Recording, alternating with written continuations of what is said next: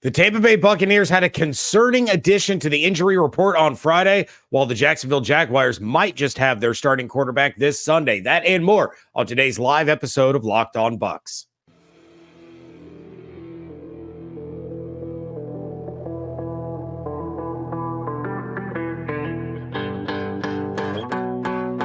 You are Locked On Buccaneers, your daily Tampa Bay Buccaneers podcast, part of the Locked On Podcast Network, your team every day.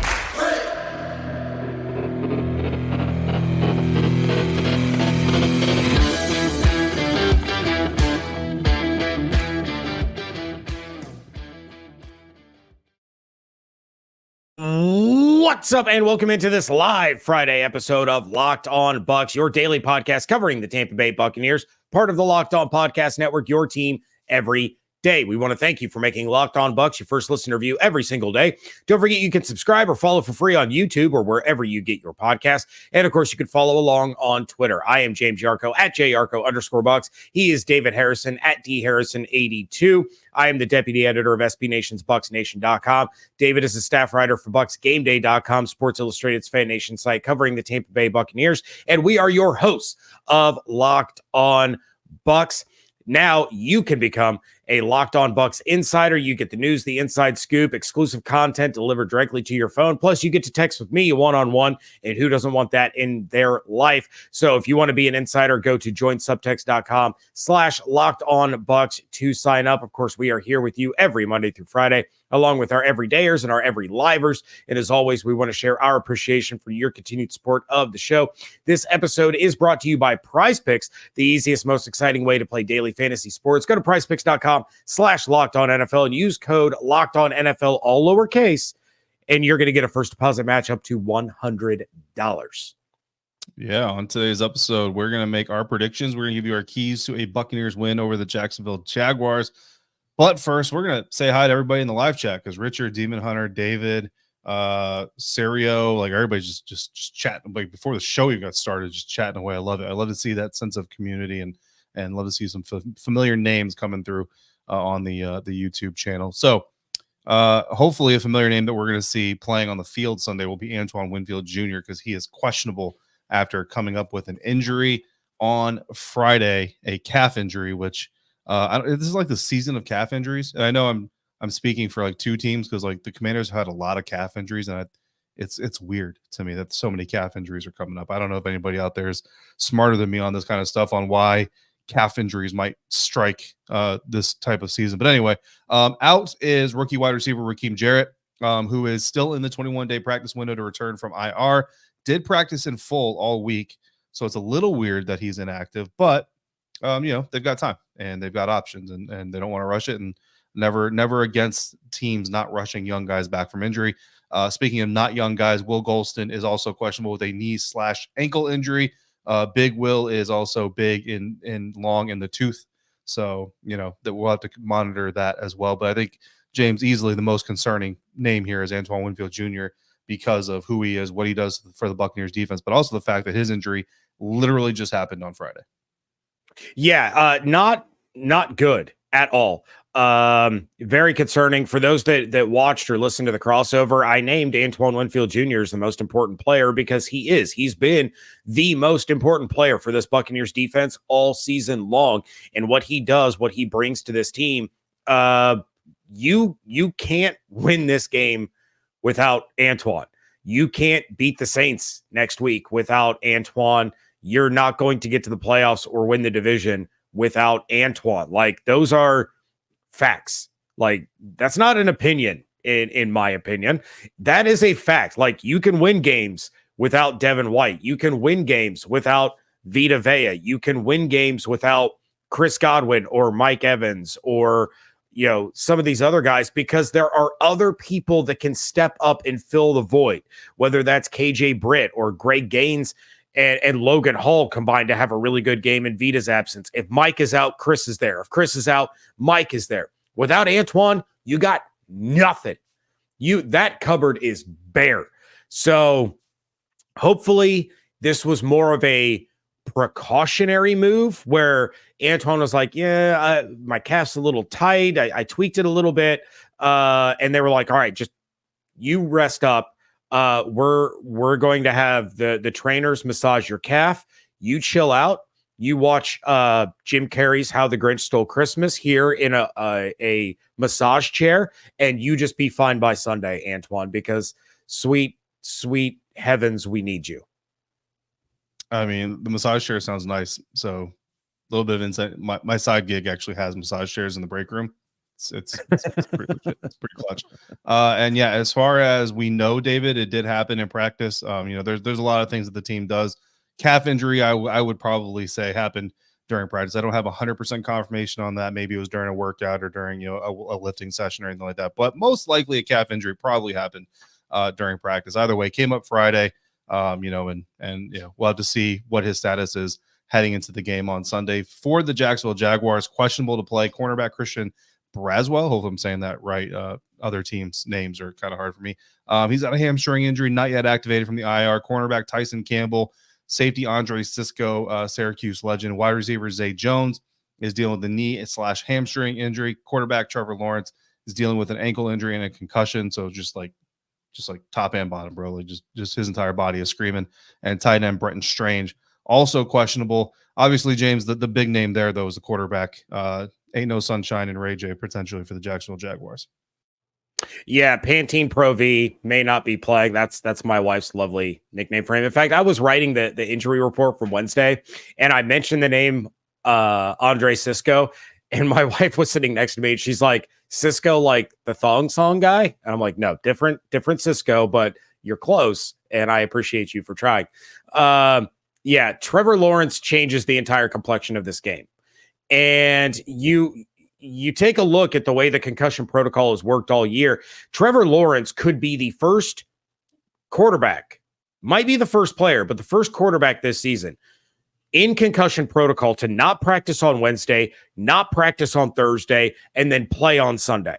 That's what you're looking at. Now, on the flip side of that, he's also dealing with, as you mentioned, that ankle injury. We saw that injury happen where he, for whatever reason, Jacksonville doesn't believe in golf carts. And so he had to hobble down the tunnel. So now you're in a situation where you have a starting quarterback who you need to play because the Jags are in danger of losing out on a playoff spot. If they lose this week and the Colts beat the Falcons, by the way, all of you watching and listening, root for the Colts. The Jags can fall behind here down the stretch. But your quarterback is also dealing with a head injury and an ankle injury. So one bad hit is going to end his day. And all of a sudden, we're right back to square one with CJ Beathard and them competing to try to get into the playoffs with a backup quarterback. So it's a dicey situation, but Trevor Lawrence's ability changes how this game will be played and potentially the outcome.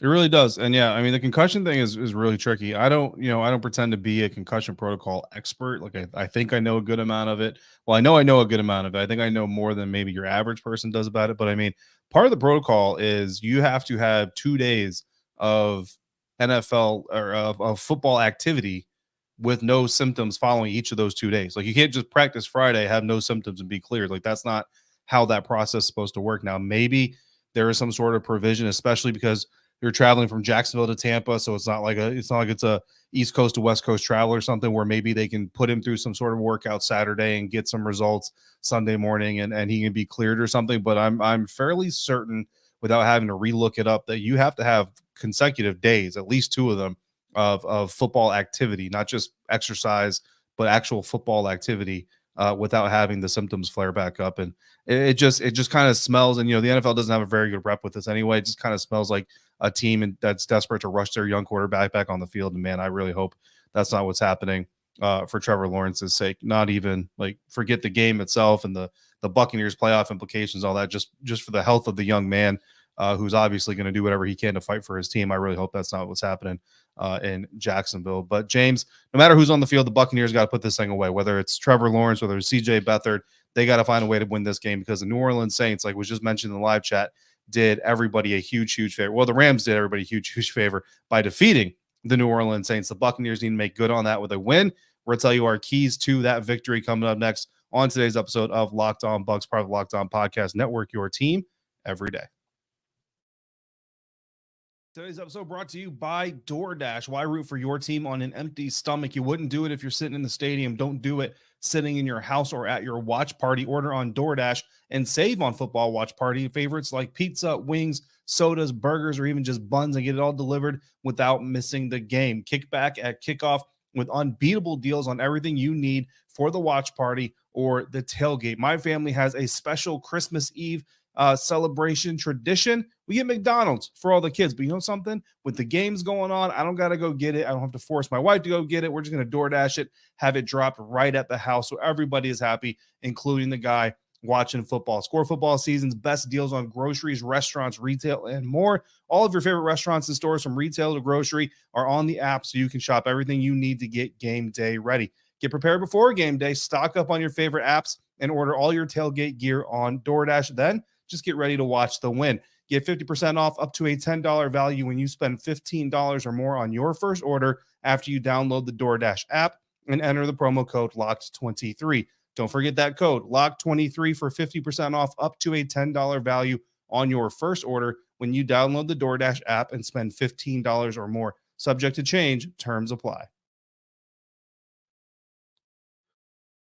Thanks again for making Locked On Bucs your first listener, your first view today and every day. Everydayers, thanks as always for coming through, especially for these Friday evening live hangouts. It's such a good time doing these with you. Locked On has also launched the first ever national sports 24/7 streaming channel on YouTube. Locked On Sports Today is here for you 24/7, covering the top sports stories of the day with the local experts of Locked On, plus our national shows covering every league. Go to Locked On Sports Today on YouTube and subscribe to the first ever national sports 24/7 streaming channel. James, before we get into our keys to a victory on Sunday, real quick, Demon Hunter is looking ahead to week 17 and wants you to ask Mr. Ross Jackson of Locked On Saints who it is that actually fell into obscurity, and to do it without getting fired, because I can't do two shows by myself, buddy. You gotta make sure you retain your employment. While I enjoy the the receipt that was kept, it was actually Julian Council of Locked On Panthers that said that the Bucs were going to fall back into obscurity. Now, with that said, Ross and I might have a little something special planned for our crossover episode next week. Could be real interesting, could blow up in my face, but it's going to be a lot of fun if it doesn't. And I'm just going to say, it might lead to some of the highest viewed content on the Locked On Bucs YouTube channel. I'm just going to say that. Know what this is like a little Secret Santa thing for me. I don't even know what you're talking about, so I'm excited as well. David Stacks has a question in the live chat real quick, James. Team activities on Saturday. So going back to the concussion protocol conversation. I know a lot of teams, especially when they travel, will do walkthroughs in the hotel, like conference room, the night before a Sunday game. Just kind of one more installation. Now, obviously, that's not a full practice and it's not physically strenuous. So, the question is really where the rules stand, right? And obviously, the Jacksonville Jaguars, if they're putting Trevor Lawrence out there on the practice field Friday, it's because they believe they at least have a chance of clearing him. So, again, if my understanding is correct, and Trevor has to have 2 days of football activities, which means he's got to do football actions, drop backs, wear the helmet, make the throws, do some calisthenics, do some cardio, do some things that are going to get your heart rate going, and have no symptoms following each of those days, then perhaps there is a provision where they can work him out on Saturday, whether it's in Jacksonville before they leave or after they arrive to Tampa, or who knows, maybe it's, I doubt it can be on the field before the game because that's not enough time to really see if symptoms comes back. But anyway, the bottom line is just there are some provisions that have to be cleared here. So it seems weird to me that you would try to pull this on a Friday, because I haven't seen a lot of teams go through that. It's very rare to see a team try to get a guy cleared from concussion protocol and the first day he practices is Friday. So just brings up a lot of questions. Demon Hunter, I don't see Russell Gage back on this roster next year. I think James, pretty much the same thing, right? Yeah. So, and real quick, Demon Hunter, he says, no, it was Cam Jordan. I completely forgot about that Cam Jordan comment. I thought you were referencing the divisional crossover where it was all four of us. So that's my bad. I completely forgot about that. I will bring that up to Ross. Absolutely. And I will have him ask Cam Jordan for me if he would like to correct his comments. But yes, keys to the game. My key for this one, stick with the program. That program is number 14. Chris Godwin. Last 2 games, Chris Godwin, 23 targets, 16 receptions, 208 yards, coming off of a season high 155-yard performance against the Packers. And the big part of his contribution against the Packers was he was the third down guy and he was the money down guy. And by that, I mean, when the Bucs needed a play, it went to Chris Godwin. And the one that sticks out the most is the Bucs were facing a 2nd and 18 and Chris Godwin gets a 21-yard reception. Okay. On 3rd and long, it was Chris Godwin moving the sticks. And it was Chris Godwin operating out of the slot in order to create those opportunities to happen for him, for Baker Mayfield. And that's what makes this team successful. Pro Football Focus gave Chris Godwin what they called an elite grade against the Packers. He had a 93.0 receiving grade this past Sunday, which is categorized according to PFF as elite. And Chris Godwin has gone over the century mark just 2 times this season, against the Green Bay Packers and against the New Orleans Saints. The Bucs won both of those games.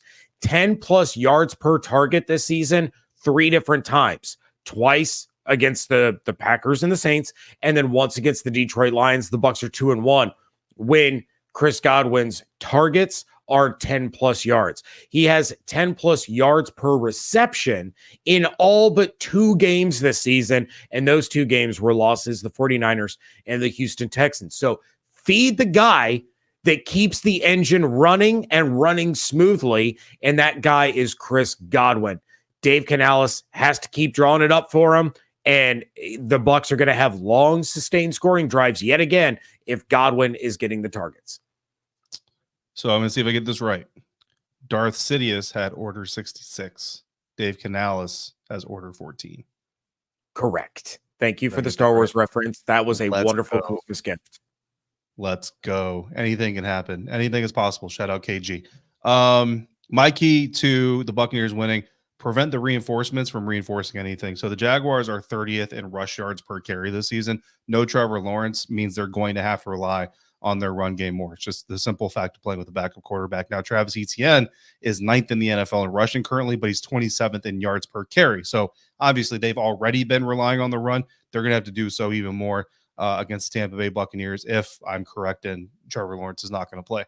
Now, the Jacksonville Jaguars, Travis Etienne, specifically 4.5 yards per carry to the left side, off tackle or beyond this season. That is his best side. He doesn't run as well in the middle, doesn't run as well to the right. The Buccaneers defense is allowing 3.5 yards per carry to the same side, but they're averaging 4.6 yards per carry to the offense's right side this season. So again, expect the Jacksonville Jaguars to lean on Etienne, expect them to try to hit those boundaries, stay away from Vita Vea as much as possible. But Travis Etienne is also has the 6th most receptions among all running backs in the NFL, and he's 5th highest in targets. So certainly someone who's going to be dangerous in the pass game. He's 8th in yards per reception, but his average depth of target was interesting to me because it's 0.6 yards behind the line of scrimmage. In fact, he's only got 4 targets this year that went 5 air yards or more.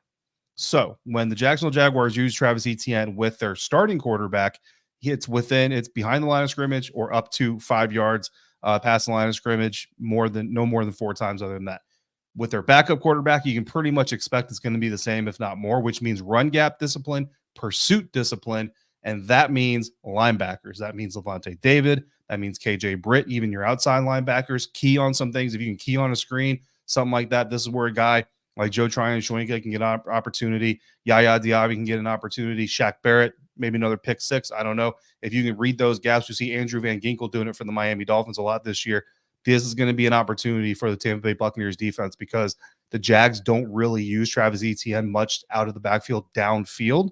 So if you can key in on some things, you can maybe get a little bit bold, maybe get a little bit crazy because, like Evan pointed out, like you want to win this game, but you don't need to win this game. You know what I mean? Like as long as you beat the Saints and Panthers, you're good. So get a little bit risky if you think you got something. Carlton Davis, we've seen him do it. Jump a screen, jump a quick pass. This could be an opportunity because you know they're going to lean on Etienne, and they like to do it 5 yards from the line of scrimmage or shorter, a lot of times behind the line of scrimmage. I'm not saying jump stuff, but I mean, it might be a crisscross type of Sunday. Yeah, and I think the big responsibility of ETN, especially out of the backfield, is going to fall on Levante David. Levante David is going to be on ETN like tinsel on a tree, going to be all over him. You can't, even if Devin White plays, you can't rely on him to be that guy. That guy needs to be Levante. He is the more reliable. He is the more sure tackler. He's the guy that's going to get that job. So if Devin White plays, that's when he's blitzing. He's not going to be as big of a factor in the run game because they've already said he'll be in passing situations. So 100%, you have to limit what ETN can do. Force Beathard to beat you down the field. And that's where you hope and you pray that Antoine Winfield Jr. is on the field, because if Beathard is the one that has to try to beat you down the field, then Himfield is going to have himself quite the day. We have our predictions on this game coming up next here on Locked On Bucs. This episode brought to you by PrizePicks. PrizePicks is the largest independently owned daily fantasy sports platform in North America. We are the easiest and most exciting way to play daily fantasy sports because it's just you against the numbers. Instead of battling thousands of other players, including pros and sharks and people like me, you pick more than or less than on 2 to 6 player stat projections and then watch your winnings roll in. PrizePicks is really simple to play. I can make my picks and submit my entry in less than 60 seconds. I picked my usual trio of players for Thursday Night Football. I went with Saints running back Alvin Kamara to get me more than half a touchdown, Rams running back Kyren Williams to get me more than 109.5 rushing and receiving yards combined, and Rams kicker Lucas Haversek to have more than 7 points kicking. Go to prizepicks.com/LockedOnNFL. Use the promo code LockedOnNFL for a first deposit match up to $100. Again, go to prizepicks.com/LockedOnNFL. Use the code LockedOnNFL for a first deposit match up to $100. PrizePicks, daily fantasy sports made easy.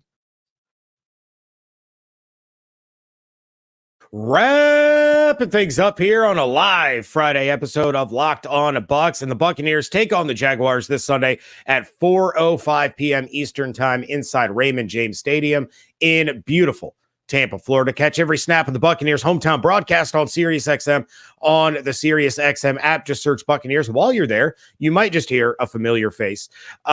Speaking of familiar faces, want to give you all the heads up. Please don't yell at me in the chat. But we will not have a live reaction show Sunday after the game. The reaction show to the game will drop on Tuesday because of the holiday. You guys are all busy. I know I'm busy, and we're just going to save it until Tuesday. So no live episode this Sunday after the game. But of course, I'll still be chatting it up with all of the Locked On Bucs insiders. I'll still be on Twitter, all of those things. But yeah, once again, no live episode Sunday. We are going to have the reaction episode to the game dropping on Tuesday. All right, David, it is time for predictions. I'm going to go bold. I'm going to go real bold. Brent is not going to like my bold prediction. Brent in the chat. But I am predicting something that has never happened, ever. And I'm going with Baker Mayfield throws for 350 plus yards for the second week in a row, and he's going to add in 3 touchdowns. But Baker Mayfield in his career has never had back-to-back 350 plus yard games. He has had back-to-back 300 plus yard games. In fact, he had back-to-back 340 plus yard games, but never 350 or more in back-to-back weeks. Baker Mayfield is certainly going to be able to take advantage of a Jacksonville secondary that I'm going to talk about coming up in a little bit. I like Scotty J's bold prediction. Todd Bowles will use all 16 outs. That's a good one. I really like that bold prediction. That is also something that has never, ever, ever happened in the history of ever. So Devin White is going to play. And yes, he's going to be used as a pass rush specialist, which is great because that's what he does best. I'll give you a little bit more on that here in a second too. My bold prediction is that Devin White has 3 sacks in this game, which pretty much reinforces that he's a pass rush specialist. Look, he's going to be rested. He's going to be fresh. He's going to be looking for clout, and he's going to get it in the form of 3 sacks. And our good friend Jill Beckman will do some really great Twitter work for him and some Instagram work for him, and he will enjoy it, and it'll make him feel nice and warm and fuzzy. And so that's what's going to happen. So Devin White's going to get 3 sacks. My player prediction of the game, it's KJ Britt. It's the new guy, right? Like here's the side conversation that nobody's really talking about right now with all the Devin White noises. KJ Britt took this man's starting job. Now, listen, I understand he's out the injury, and I'm not saying that it hasn't affected him at all this season and all these other things, but make no mistake about it. This isn't just a simple, hey, KJ, Devin's not feeling great. You're going to start in his place. You don't do that in the National Football League. KJ Britt earned this opportunity just as much as Devin White's injury, attitude, play, not play, whatever contributed to him losing it. So KJ Britt's got a lot of attention coming to him. KJ Britt is going to be a guy that these NFL offenses look to test. He's had 120 defensive snaps these past 2 weeks. He had 17 defensive snaps before that. Now, in these last 2 weeks, he's also turned out an 81.9 PFF grade, which I know not everybody loves PFF grades, but the good thing about anything that grades is they grade on the same scale for everybody. So KJ Britt, Devin White, Levante David, Fred Warner in San Francisco, they're all getting graded on the same scale. KJ Britt, 81.9. That's 15th in the NFL, ladies and gentlemen. That is your new starting off-ball linebacker next to Levante David. Only 2 weeks. Don't get too crazy. Don't go buy a KJ Britt jersey unless you really want to. But he's doing pretty good right now for himself. His coverage grade is nearly 20 points higher than Devin White's career high coverage grade. And that's really the reason this is happening, right? Like, it's not because Devin's devoid of talent, not because he can't be exciting, not because he can't shoot gaps. It's because of that. And it's because offenses know it and they test him. How many times have you seen a wheel route run against Devin White and he goes for a big gain, right? We've all seen it. We're all get frustrated about it.